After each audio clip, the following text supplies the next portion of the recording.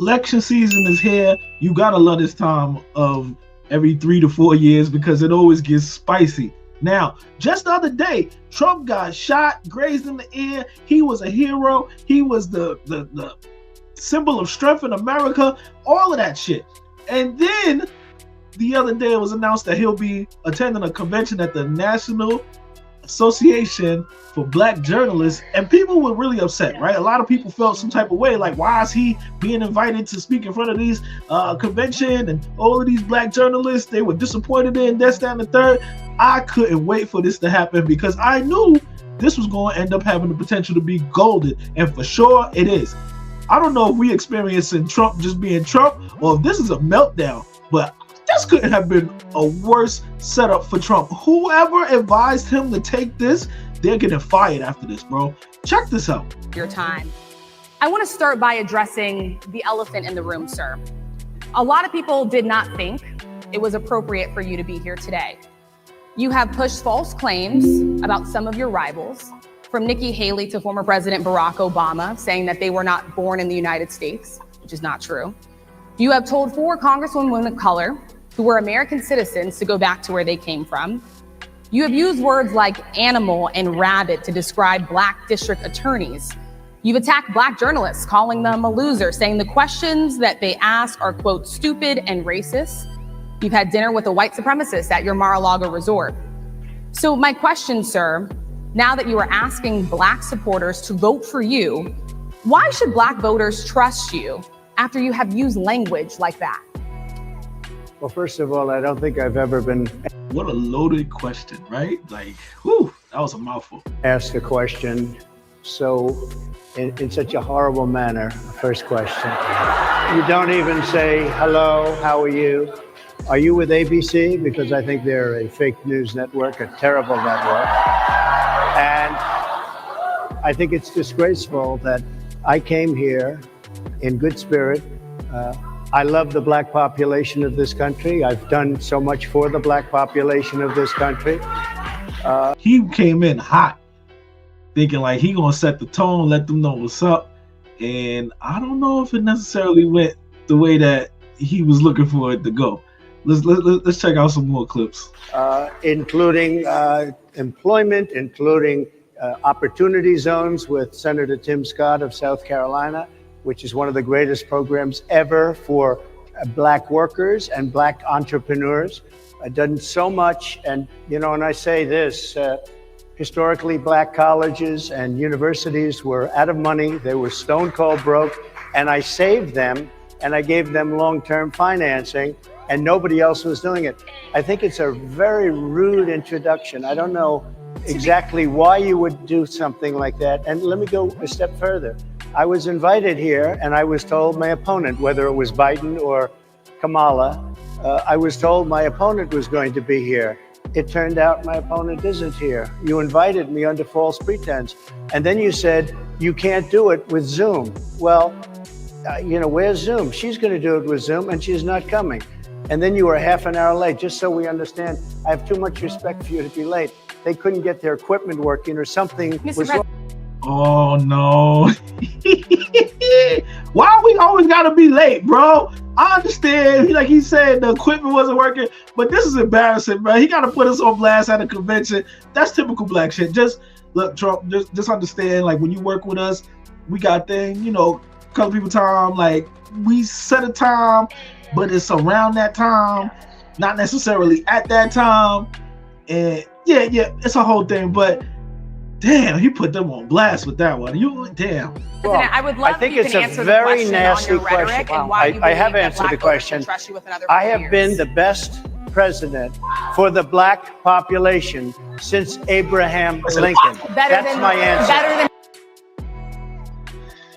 Whoo, it was hot in there.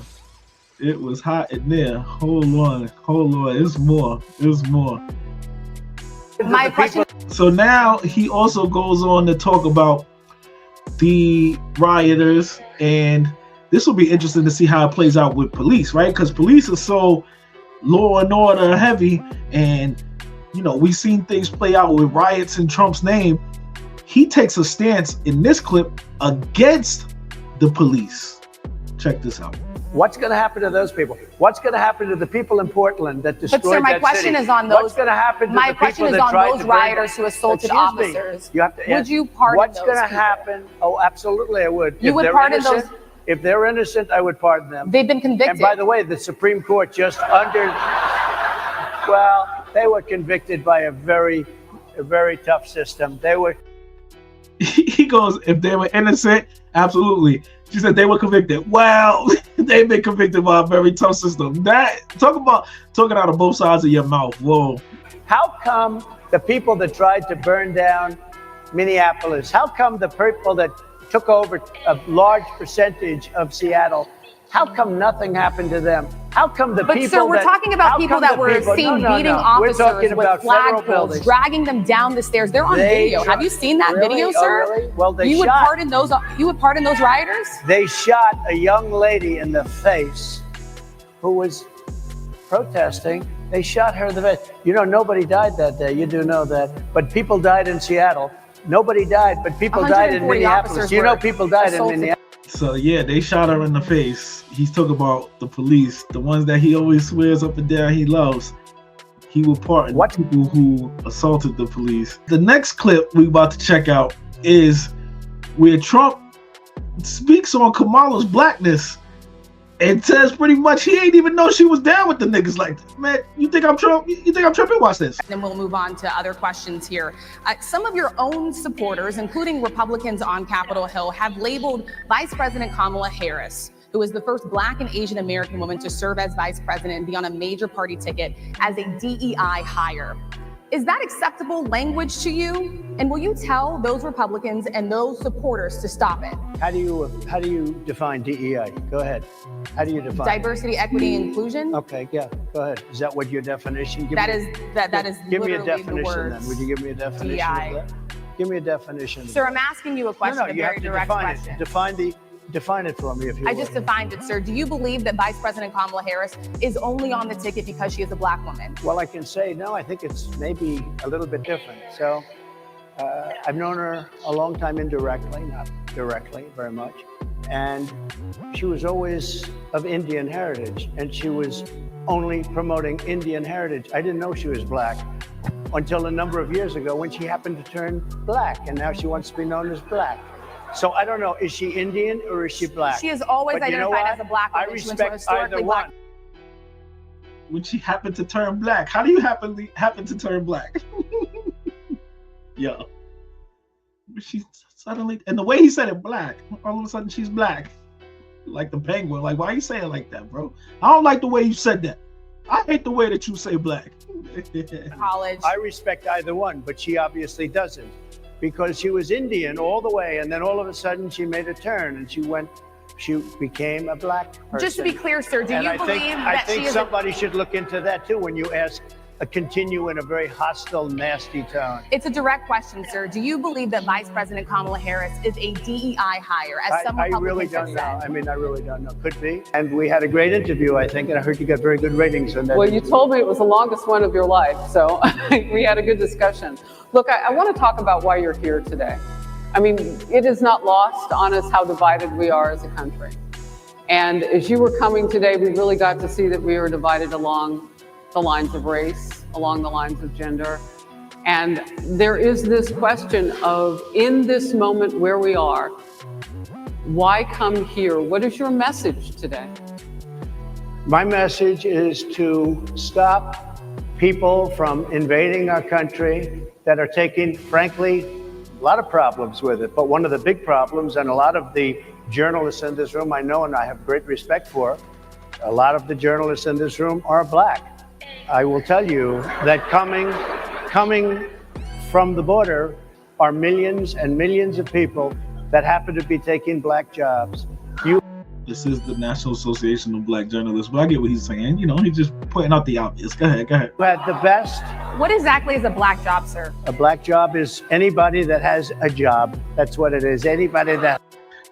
You can tell they worked on that one. They've been working on that one. A Black job is anybody that has a job. Anybody has a job. Has a job. All right. And Mr. they're President, taking the employment away from Black people. They're coming in, and they're invading. It's an invasion of millions of people, probably 15, 16, 17 million people. So yeah, these are just like the early clips circulating around from this convention. I don't know how it's gonna sway people. This is like either reaffirming for some people who think that he's already an asshole and he shouldn't be president and he really don't care about black people, or it's one of those situations where that's my guy. Yeah, he ain't taking none of their shit. What do you think? Now, Trump also speaks on Sonia Massey. We got to check that out because I've been wanting to hear what his thoughts are on the Sonia Massey shooting. I think this is important before we get up out of here. Let's see what he said on this one. So Sonia Massey, someone from Illinois, an unarmed black woman, was shot the other day in her home by a deputy sheriff. The deputy has since been charged with murder. You said police would get immunity from prosecution if you win. Why should someone like that officer have immunity, in your opinion? Immunity? Immunity. I don't know the exact case, but I saw something, and it didn't look good to me. It didn't look good to me. Are you talking with the water, right? Yeah. Well, police unions are not backing this person either. Okay. But again, they're going to be charging the officer? I guess they're charging the officer. So why should he receive immunity? Well, he might not. I mean, it depends. It depends on what happened. There you have it. He didn't take a strong stance on that. Yeah.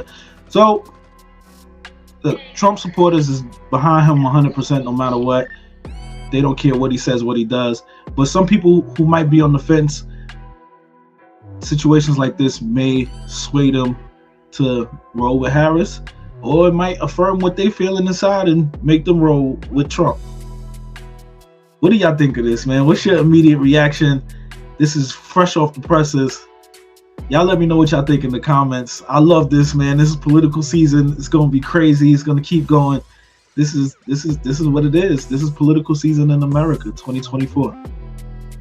It's bad dinner, man. I'm out.